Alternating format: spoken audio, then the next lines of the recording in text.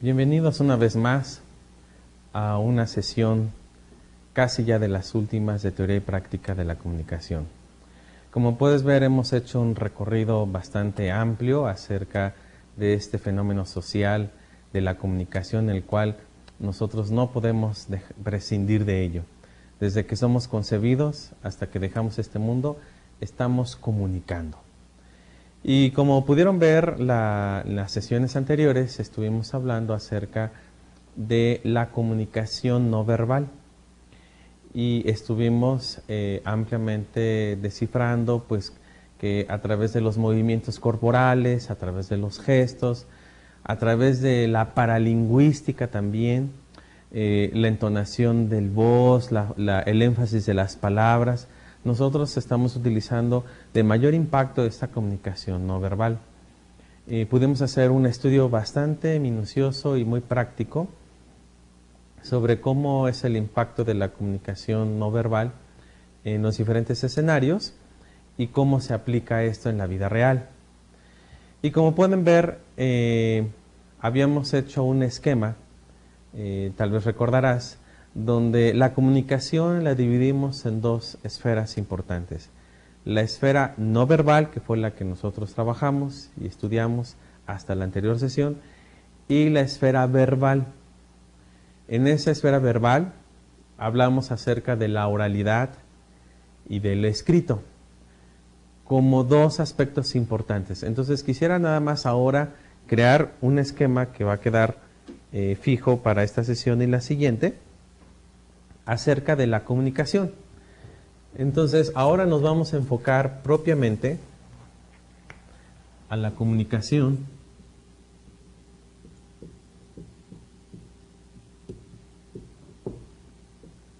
verbal.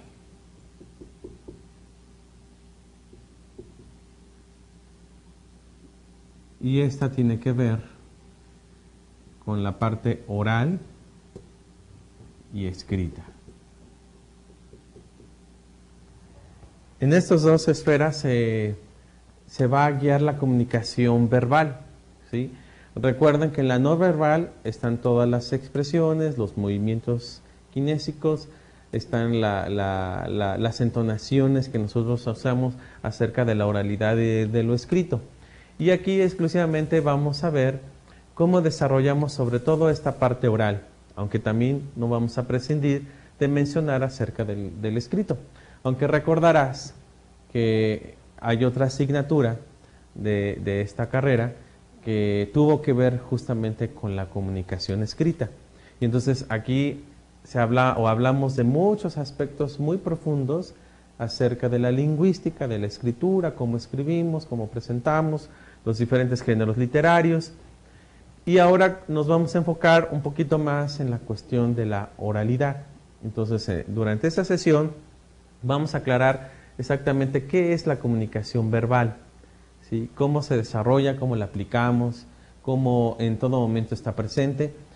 Y en la siguiente sesión estaremos profundizando más acerca del aspecto de la oralidad en la comunicación no verbal. Entonces, ese esquema lo vamos a dejar ahí porque vamos a estar teniéndolo presente en el momento de estar reflexionando sobre los aspectos importantes de la comunicación verbal. Te recuerdo parte del temario, los temas que hay que considerar, la conciencia e inconsciencia de la comunicación verbal. Y eso tiene que ver exclusivamente trabajar con la comunicación verbal, donde vamos a hablar acerca de la propiedad lingüística, ¿sí? Un poco relacionado a esa otra asignatura que tiene que ver con esta, los matices abiertos y encubiertos en la comunicación, la conversación como una competencia lingüística, la exposición planeada con apoyos visuales, la improvisación ante un grupo, la literatura, función estética de la palabra. Entonces son aspectos y temas que vamos a estar recurriendo a ellos para poder ampliar y cumplir con los objetivos generales. Por supuesto, el objetivo particular es que tú puedas conocer las diferentes formas en cómo se desarrolla la comunicación verbal. Y al mismo tiempo podremos revisar las formas lingüísticas y expositivas de la comunicación verbal. Es decir, Como ya dije antes, vamos a enfocarnos exclusivamente en la parte de la oralidad. Así que, si te parece, vamos a comenzar de lleno, puesto que los temas son amplios y tenemos que ir explicando poco a poco la información que se nos presenta, ¿no?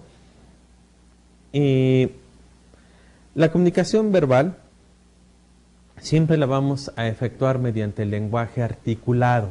Es decir, mientras nosotros estemos en contacto con los sonidos, con sentido, lo que expresan nuestras palabras, ahí en ese momento se va a presentar la comunicación verbal.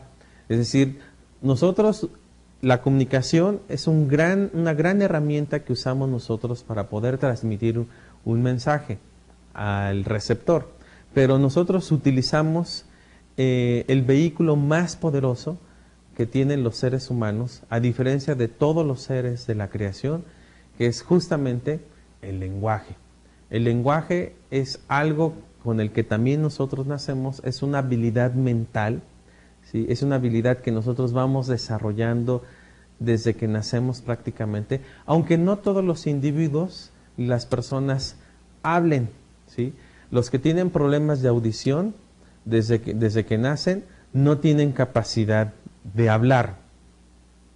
Pero eso no implica que no desarrollen un lenguaje. Los lenguajes nosotros los desarrollamos de manera oral y también los lenguajes los desarrollamos de manera escrita. Nosotros utilizamos el habla para poder transmitir el lenguaje, o utilizamos la escritura también para transmitir nuestro propio lenguaje. Además, en nuestro lenguaje nosotros utilizamos los códigos lingüísticos correspondientes. Es decir, en nuestro continente, en nuestro país, hablamos mayormente español. Entonces, seguramente tú que nos estás escuchando, aunque no estés en el país de origen, en el mío, pero hablamos español y entonces podemos entendernos. Tú me puedes entender, ¿sí? Tú puedes comprender todo lo que yo estoy diciendo, aunque a lo mejor puede haber algunas palabras que yo utilice que te sean desconocidas. ¿Por qué? Porque no pertenecen a tu jerga cultural. A mi jerga cultural sí corresponden. Por lo tanto, la comunicación verbal, en ese sentido de donde efectuamos el lenguaje, es algo muy importante. Hay muchos estudiosos acerca del lenguaje. Los grandes teóricos del lenguaje nos han ilustrado que el lenguaje es algo de lo más primitivo que puede haber junto con los seres humanos. Porque los seres humanos, aunque a lo mejor en un principio no tuvieron la capacidad lingüística de articular las frases para poderse comunicar, pero sí desarrollaron un lenguaje propio para poder tener comunicación uno a uno. Y además tener comunicación esos unos con otros de otras comunidades que utilizan sus propios códigos de lenguaje. Luego entonces también sus propios lenguajes se quedaron registrados en la historia para que nosotros después de miles y miles y miles de años nosotros podamos acudir a esos lenguajes y tratar de interpretarlos. Como por ejemplo las pinturas rupestres son unas formas del lenguaje, los jeroglíficos que nosotros conocemos sobre todo por ejemplo de las culturas más milenarias como los egipcios y aún dentro de nuestras propias culturas como los mayas, utilizaron un lenguaje muy propio de ellos para poder transmitir conocimiento, transmitir su cultura. Por lo tanto, en la comunicación verbal, aunque no tenga tan impacto como la comunicación no verbal, que ya vimos los porcentajes a través de una figura de una pirámide, nosotros sí podemos comprender la gran relevancia que contiene la comunicación verbal, ¿no? Entonces, ahora vamos a tratar de entenderla más profundamente, porque invertimos 2 sesiones completas acerca de la comunicación no verbal y lo justo es que también dediquemos 2 sesiones exclusivamente para la comunicación verbal, porque nuevamente enfatizamos que las formas de nuestra expresión, tanto escrita como oral, es a través del lenguaje. El lenguaje es el instrumento más poderoso que tenemos los seres humanos a lo largo de la historia y seguiremos utilizando el lenguaje hasta que todos los seres humanos concluyan su tiempo aquí en la Tierra. A diferencia de la comunicación no verbal, esta la desarrollamos mediante gestos, posturas y expresiones faciales, ¿no? Es decir, en la comunicación no verbal, nosotros tenemos esa posibilidad de que nuestro lenguaje tenga un énfasis a través de lo que ya pudimos estudiar en las sesiones anteriores, un énfasis fuerte en la cuestión de cómo nosotros manejamos las posturas, los movimientos, los gestos, y todo esto se convierte en un reforzador del lenguaje. Recuerden también que además utilizamos otros tipos, o los seres humanos han desarrollado otros lenguajes paralelos a los que comúnmente se utilizan para poderse dar a entender. Por ejemplo, las personas que son sordas y no tienen la capacidad de hablar oralmente, desarrollan el lenguaje exclusivamente con las manos, ¿sí? Con señas, con signos de las manos, y entonces todas las personas pueden comunicarse mutuamente, aunque no oigan, aunque no tengan la capacidad del habla, que no utilizan la oralidad, pero sí desarrollan su lenguaje a través de los signos. Entonces, vean ustedes cómo en la parte de la comunicación no verbal, la parte del lenguaje corporal es muy importante porque refuerza a esa comunicación que se está dando entre un emisor y un receptor. Probablemente te has encontrado personas que tienen dificultades del habla y se comunican a través de señas y signos de las manos. Y entonces ese lenguaje es muy propio. Lo mismo las personas que son invidentes no tienen la capacidad de escribir como nosotros escribimos. Pueden hablar, pero no pueden escribir. Entonces la manera de desarrollar su lenguaje, ¿sí?, es a través de un lenguaje llamado braille. Por un autor que justamente creó esos códigos para que las personas invidentes, a través de una hoja picada, con la yema de los dedos, el invidente puede entender lo que está escrito ahí, ¿sí? Y entonces ahí es una forma de manifestar el lenguaje. La comunicación paralingüística, que es algo que también ya vimos, que incluye el tono, la inflexión, el timbre de voz y el silencio expresivo, también es otro refuerzo al lenguaje que nosotros desarrollamos en la comunicación verbal. Dentro de la oralidad, ¿sí? Si yo, por ejemplo, quiero decir o quiero poner un orden ante un grupo de personas que están hablando o haciendo escándalo y yo quiero captar su atención, yo puedo decir: guarden silencio, por favor. Es una manera amable, cortés, cordial de invitarlos a que ellos guarden silencio, dejen de hablar y entonces me permitan a mí hablar y me escuchen. Pero si repetidamente yo hago eso y no responden a mis llamados, entonces yo puedo cambiar mi tono de voz. Guarden silencio, por favor. Entonces, es decir, si te fijas, ese tono más fuerte y agresivo ya implicó una comunicación hacia ellos de un stop. Y si te das cuenta, la mayoría de las personas se queda así como congelado. Ya entendimos. Ahora sí parece que sí se enojó. Y entonces dejo de hablar y pongo atención. Funciona. Es decir, esa entonación de voz, que puede ser muy suave, puede ser muy fuerte, o puede ser hasta agresivo, es lo que da el énfasis de la oralidad, es decir, de la comunicación verbal a través del lenguaje que nosotros utilizamos.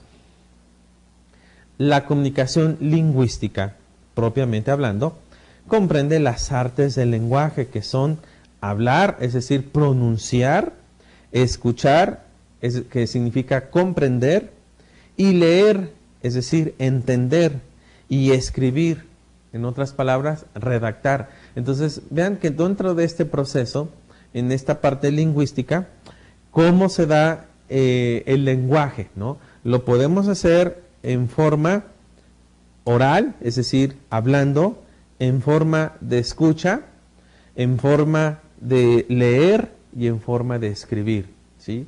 Son las formas propias que nosotros utilizamos dentro del lenguaje en la comunicación verbal. Es muy importante que nosotros consideremos siempre esta parte, porque es como podemos hacer la diferenciación con la comunicación no verbal. Es decir, la comunicación no verbal, aunque tiene un impacto social, pero en realidad es un auxilio de la comunicación verbal. aunque la comunicación verbal sea menor porcentaje su ejercicio, pero tiene una influencia social muy poderosa, ¿sí? Y se encuentra más poderosa cuando los elementos de la comunicación no verbal intervienen también para su desarrollo. Entonces, aquí como decíamos, lo que hemos pensado, la clave para el éxito de la comunicación se funda en el dominio de la forma y comprensión del contenido. Eso es muy interesante porque cuando nosotros estamos comunicando, normalmente vamos a transportar a través de un canal un mensaje. El canal debe ser un canal que sea aceptado entre el emisor y el receptor. Porque digamos que lo que le interesa sobre todo al receptor es que dentro de ese canal que va viajando el mensaje, la persona comprenda el contenido del mensaje. El mensaje puede, por ejemplo, venir con ciertas dificultades lingüísticas. Es decir, que a lo mejor venga con palabras extrañas que no entendamos. ¿Eso qué implicaría? Que el emisor tiene que esforzarse por investigar y conocer el significado de esas palabras, que a lo mejor no es que no sean parte de su cultura o de su propio lenguaje que él desarrolla cotidianamente, sino que a lo mejor pertenecen palabras de orden científico o de orden literario, y entonces esas palabras crean la dificultad de entender el mensaje. Por ello es la responsabilidad del emisor, que aunque se utilice correctamente el canal de comunicación entre el emisor y el receptor, es muy importante que el receptor, con esa responsabilidad, trate de comprender el significado de las palabras que se están utilizando para poder llegar a comprender el contenido. Porque el contenido es lo que va a generar la reacción de la persona que está recibiendo el mensaje. Si por ejemplo, un emisor le da una instrucción al receptor, por favor tráeme todos los documentos del archivo muerto de la sección de pagos para nosotros verificar la existencia de este cliente, y entonces el auxiliar administrativo no comprende la instrucción, entonces no va a traer los archivos correspondientes, no va a entender el mensaje, el contenido del mensaje. Y entonces, tal vez por pena, o porque no lo vayan a clasificar de una persona que no tiene la capacidad mental de recibir un mensaje, él trata de adivinar qué es lo que requiere el jefe. Y entonces se arriesga a traer otros documentos que no son, ¿sí? Pero hay unos que son muy sutiles y entonces dicen, ¿son estos los que me pidió el licenciado? Y entonces dicen, no, yo no pedí esto, yo pedí en relación de los pagos de nuestros clientes anteriores, va al archivo muerto y tráeme toda la documentación referente únicamente a pagos, no a cobranzas. Y entonces ahí la persona se da cuenta que no entendió el contenido del mensaje. Y sin embargo buscó la manera de que pudiera comprender en la segunda ocasión lo que quería su jefe. El dominio de la forma entrañada al conocimiento del lenguaje y la comprensión del contenido conlleva entonces al entendimiento de la comunicación. Entonces, en este ejemplo que ya planteamos, si la persona no logra descifrar en su mente lo que el mensaje, el contenido del mensaje quiere el emisor transmitirle, entonces el receptor va a tener muchas dificultades en cuanto a reacciones ante ese contenido de mensaje. No le va a dar tal vez la importancia, o a lo mejor le va a dar una importancia diferente a la que corresponda a la naturaleza misma del mensaje y de la intención con que fue dada a partir del emisor. Ambos aspectos entonces, el formal y el conceptual, van vinculados a la lengua misma como medio y esencia de la comunicación. Y entonces no solamente es que yo diga las palabras correctas, ¿sí? Las palabras correctas para que el mensaje pueda llegar con un contenido que sea completamente entendible, sino también utilizar los conceptos correctos o los conceptos que están al alcance. Si la persona no sabe qué es un archivo muerto, va a ir a los archivos generales y va a ir a buscar la información que está ahí determinada. Y entonces la persona, si no sabe lo que significa un archivo muerto, no va a cumplir las expectativas de su emisor. Por lo tanto, a veces habría que aclarar, cuando yo digo archivo muerto me estoy refiriendo a todos los documentos que hemos resguardados de 5 o de 10 años anteriores a la fecha y que ya no son documentos que manejamos al día. Hay una bodega donde está el archivo muerto, están clasificados, están empacados, ahí puedes localizar la información. Por supuesto, alguien que haya estudiado para archivista, entonces sí entenderá y conocerá el concepto, pero si a lo mejor es una persona de intendencia que estaba en ese momento auxiliando la parte administrativa, habría que explicarle porque no forma parte de su cosmovisión laboral. Ahora, con nuestro lenguaje comunicamos la percepción y la valoración de una realidad. Es decir, ante la imagen y la realidad, nosotros desarrollamos una imagen propia de la realidad. Esa imagen nosotros la elaboramos a partir de nuestros esquemas mentales, a partir de nuestros intereses, a partir de nuestras emociones, a partir de nuestros anhelos y deseos. Es como nosotros interpretamos y vemos la realidad. Y la manera de comunicar esa realidad es a través justamente del lenguaje. El lenguaje entonces organiza nuestro cerebro los conceptos que nos formamos acerca de la realidad. Por lo tanto, al momento de yo absorber mentalmente esa realidad, mi cerebro empieza entonces a descifrar y a conceptualizar y a interpretar esa realidad. Y después cuando yo la comunico, yo ya la estoy transmitiendo con un matiz propio. A lo mejor la otra persona tiene otra interpretación diferente de la realidad. Es como, por ejemplo, cuando vamos a ver una película juntos, como amigos, como familia, y pasa un suceso inédito que no tiene una conclusión propia, sino que lo deja hasta cierto punto a la imaginación del que está viendo la película. Ahí se genera, por ejemplo, las interpretaciones. No, es que seguramente cerró la puerta porque quiere evitar que los demás descubran a su pareja que está ahí en la habitación. U otros dirán, no, es que cerró porque no quiere que esa pareja salga de la habitación. Es decir, de acuerdo a nuestros propios esquemas, nosotros estamos interpretando la realidad. Las palabras le dan forma entonces a estos conceptos, haciendo posible la comprensión de las ideas y valoraciones de las cosas. Y aquí es muy, muy importante considerar que cuando nosotros estamos hablando de esa realidad, nosotros ponemos nuestros propios conceptos valorativos, conceptos que nos ayudan a que los demás conozcan e interpreten la realidad desde mi propio punto de vista.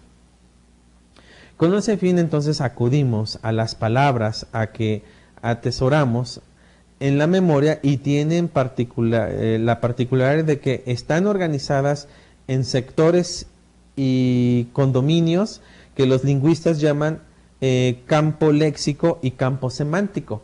Es decir, todo lo referente, por ejemplo, a la construcción, un arquitecto pues va a acumular toda una serie de palabras y conceptos relacionados a ese campo semántico.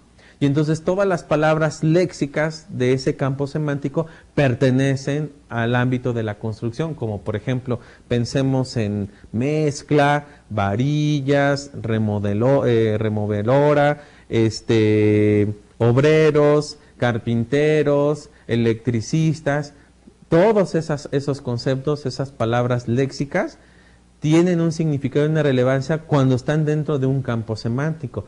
Si tú, por ejemplo, prontamente que vas a ejercer una profesión, el mercadólogo también va a tener, por ejemplo, sus propios conceptos de su propio campo semántico, ¿no? Como anuncios, audiovisuales, ventas, promociones, imagen, estilo. Todo eso entra en el campo semántico de las palabras. Y además también otra particularidad es que canalizan lo que pensamos y que formalizamos mediante la palabra adecuada al concepto en un proceso o vía que nos lleva a entender más profundamente la parte oral. Entonces, cuando a mí me queda claro, dentro de un campo semántico, la palabra que tengo que recurrir, las personas relacionadas a ese léxico lo van a entender. Es como, por ejemplo, cuando vamos al médico.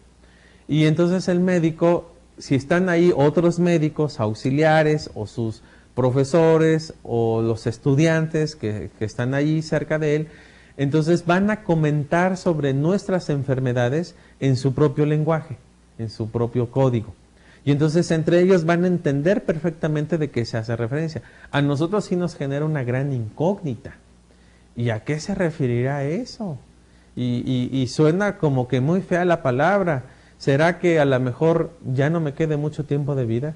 Y no, seguramente era cualquier un asunto muy pequeño, pero como no forma parte de nuestro léxico, no forma parte de nuestro campo semántico, entonces no podemos formalizar mentalmente esas palabras hasta que entonces el médico nos interpreta. No, efectivamente, aquí lo que usted tiene esta enfermedad, se le conoce así, pero tiene este tratamiento y estos medicamentos van a servirle. Y entonces así nosotros generamos ya un conocimiento nuevo acerca de ciertos términos.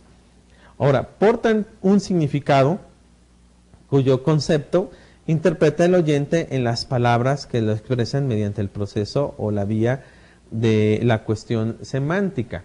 Es decir, en este sentido, todas las palabras además van cargadas de un sentido, ¿sí?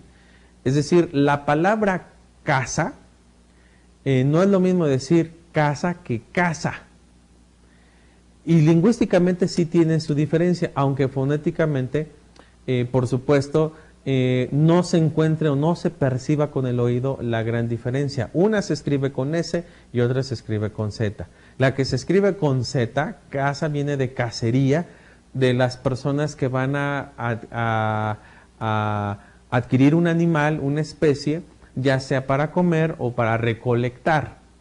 Y lo mismo sucedería con la otra palabra, con S, que significa la persona que va a contraer matrimonio o la persona que vive bajo una estructura llamada casa. Entonces, de esa manera, las palabras le vamos a dar esa semántica, es decir, no es lo mismo decir, la persona salió de viaje y fue rumbo a desarrollar una actividad llamada cacería.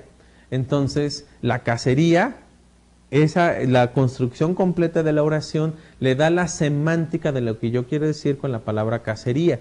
Por lo tanto, no la podría escribir con S, sino con C.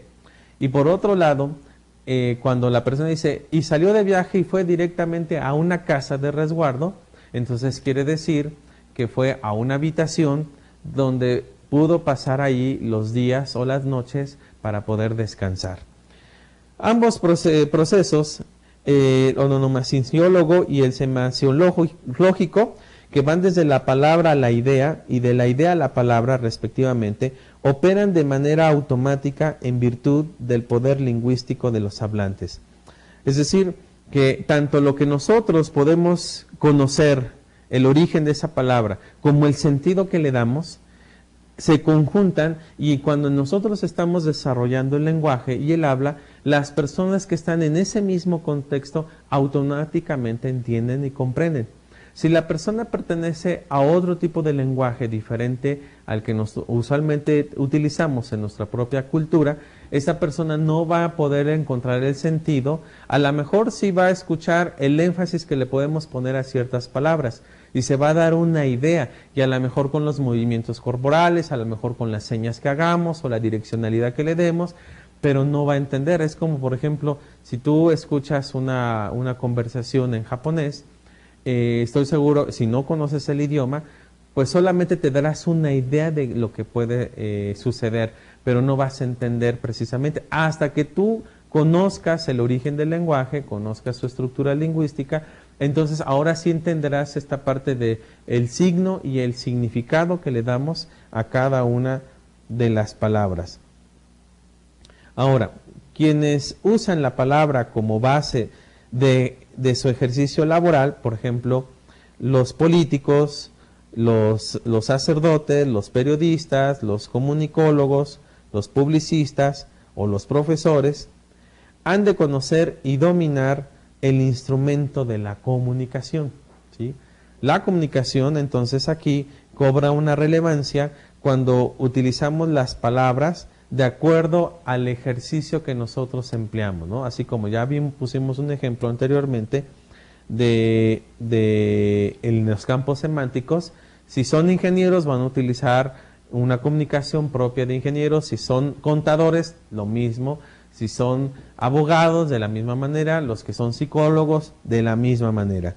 En ese sentido, hay que decir que los medios de comunicación que ya vimos, como la radio, la televisión, el internet, las revistas, los libros, etcétera, han contribuido a la cohesión y la unidad del idioma español en el mundo hispánico. Entonces, todo lo que se transmite en estos medios reafirmamos constantemente, aunque cada país del mundo hispano pueda tener sus propios matices y diferencias, de todas maneras nos están transmitiendo en la cultura ese lenguaje para que incluso nosotros ampliemos nuestro lenguaje, nuestras formas de comunicación, adquiramos nuevas palabras y también establezcamos ciertos límites culturales, ¿no?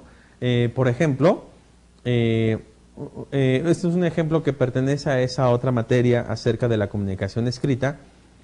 Cuando un joven estudiante de ciertas culturas va a una cultura Sudamérica, a un pueblo muy apartado, y entonces en medio de sus exploraciones conoce gente, entra en contacto con personas y conoce una joven y se enamora de la joven, y la joven también le corresponde.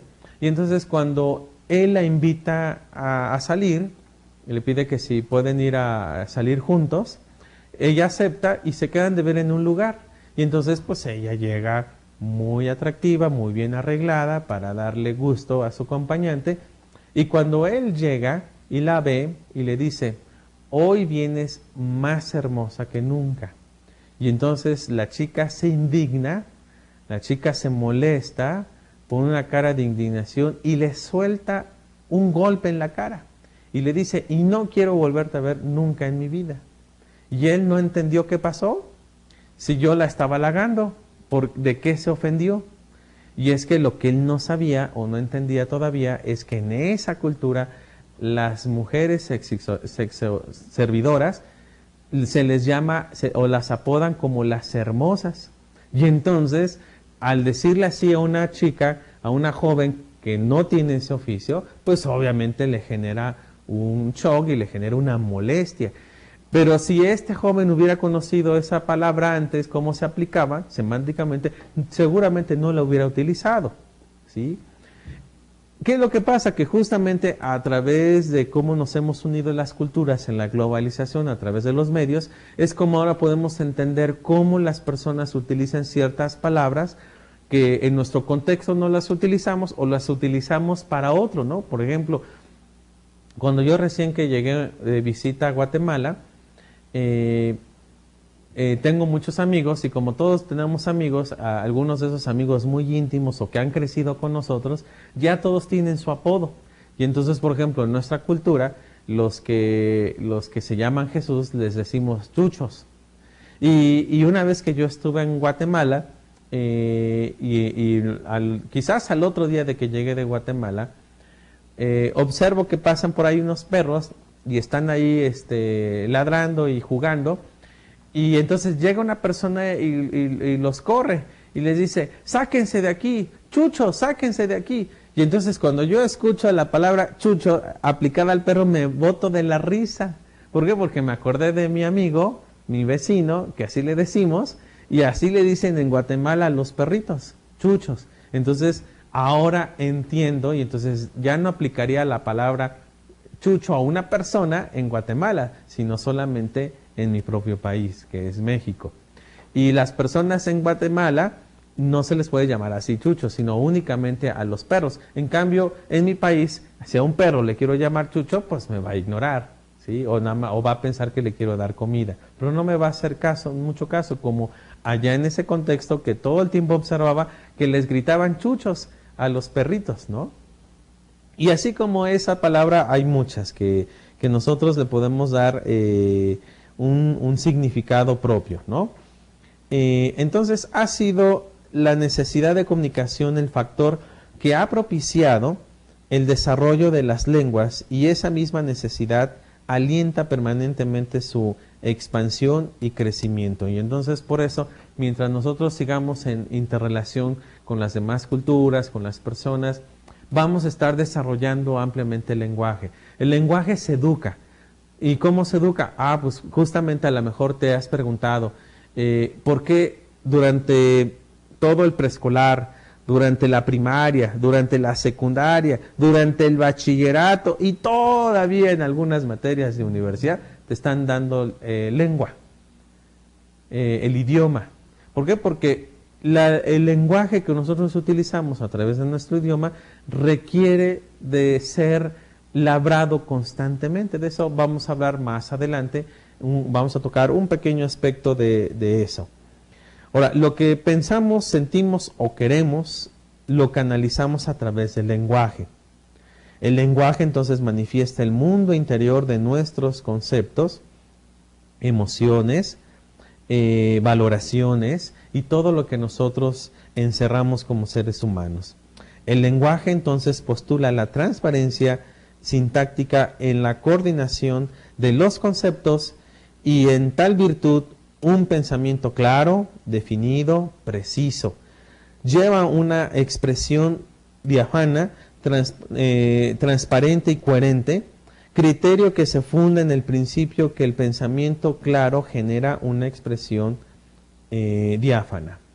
Esto significa entonces que el lenguaje siempre nos va a transportar de un mundo a otro, ¿sí? Nosotros podemos entrar en contacto con muchas otras cosmovisiones de la realidad a través del lenguaje. Por eso es un instrumento muy necesario dentro de la comunicación verbal. Vamos un poquito más adelante porque vamos a entrar en materia de los primeros temas. Este principio entonces se inspira a una actividad aparentemente marginal al lenguaje mismo, pero auspiciante al buen decir, con lo que es la caligrafía. Es decir, lo que nosotros escribimos a través de nuestro lenguaje es muy importante que sea entendible y que sea conocido por el medio o el contexto donde nosotros desarrollamos el lenguaje. Cabe mencionar entonces que la efectividad de la comunicación se funda en la claridad de la expresión, ¿sí? Si no hay esa claridad, entonces es difícil que la gente entienda. Por ejemplo, algo que las personas cuando van a un concierto coral, aunque el contenido del concierto pueda ser en su propio idioma, si las personas, los coreutas, no hacen la expresión fina, propia, precisa, con la nota y lo que es la palabra, los que estamos oyendo entenderemos, escucharemos la música, vamos a interpretar la melodía, pero a veces no entenderíamos qué están cantando. A veces eso sucede también con muchos cantantes de ciertos géneros de rock, ¿no? Que generan ciertas expresiones, ciertos sonidos guturales, ¿no? Combinados con palabras o frases que a veces no se entienden, ¿no? Eso no debería suceder en la vida social. Nosotros debemos de darnos a entender de manera muy clara. Entonces, la comunicación verbal, en su esencia lingüística, transmite la lengua de la palabra fundada en el logos, que es su espíritu o esencia, es decir, la finalidad que tiene esa expresión. Entonces, la fase del lenguaje común, tal concepto se ajusta al espíritu de la palabra, recoge y expresa la liga según la cual el lenguaje tiene un espíritu que la sostiene y que da cuenta de la energía creadora, la canalización del impulso comunicativo y la revelación de la dimensión interna y mística de lo viviente. Es decir, que cada palabra no es una palabra por demás. Cada palabra tiene un origen importante, ¿sí? Aunque fuera compuesta, tiene una intención y nosotros al transmitirla con nuestro lenguaje, la vamos a comunicar con toda esa intención con que fue establecida. Para la buena comunicación, la propiedad y la claridad de los conceptos que son cualidades del lenguaje, una virtud del buen hablante, artículo derivado de la armonía entre la idea y la palabra que lo expresa, entre la idea y la belleza de la expresión que lo contiene. Entonces, por ejemplo, las novelas son un buen ejemplo para decirnos que las palabras que nosotros utilizamos de manera cotidiana las puede generar con mayor belleza y estética para darle un realce o una importancia a ese fenómeno que comúnmente no se podría darle tanta importancia. La propiedad lingüística da lugar al principio fundado en la lógica lingüística de que la lengua y el pensamiento forman una unidad inseparable y por lo tanto pensar y hablar bien, virtudes atribuidas al ideal lingüístico de la comunicación, son dos atributos del buen decir. Para ello entonces, antes de concluir nuestra sesión, hablaremos lo que es la propiedad lingüística, ¿sí? Una efectiva comunicación precisa, en atención a la normativa gramatical que cohesiona la expresión con la coparticipación del pertinente significado de los vocablos y la aplicación de las reglas ortográficas y gramaticales cuyo sentido se funda en el logro de los objetivos de la comunicación, que es el entendimiento de los mensajes orales y escritos, hecho que inspira el concepto de que la norma de la expresión está concebida para propiciar la comprensión del lenguaje.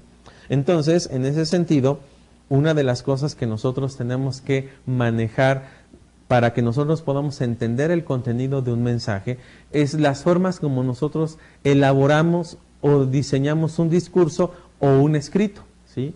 Las formas más científicas o las formas más literarias, más precisas, probadas científicamente, para que las personas puedan entender el contenido de un mensaje. Entonces, si cada hablante aplica su propia norma advertida, se va a advertir un caos de comunicación, es decir, no podemos salirnos de las reglas, de las normas de la comunicación, de las normas de la lingüística, porque entonces no tendría, por ejemplo, mucha coherencia lo que estemos hablando. Los buenos hablantes, como los buenos escritores, son aquellos que logran una efectiva comunicación mediante sus palabras.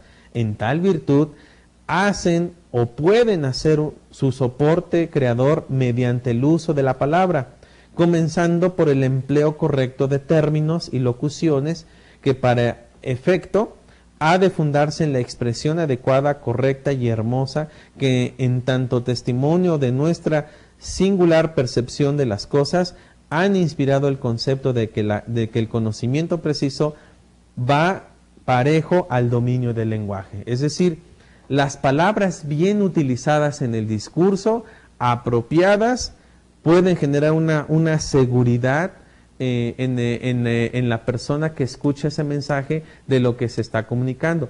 Pero si yo, por ejemplo, en mi discurso empiezo a utilizar palabras de otros idiomas diferentes al mío, sin una previa preparación al emisor, entonces ese receptor no va a entender lo que yo le estoy comunicando de manera oral. Entonces, tanto hay una responsabilidad de escribir de acuerdo a las reglas gramaticales, como también hay una efectividad y una necesidad de hablar correctamente y utilizar los términos en nuestra oralidad.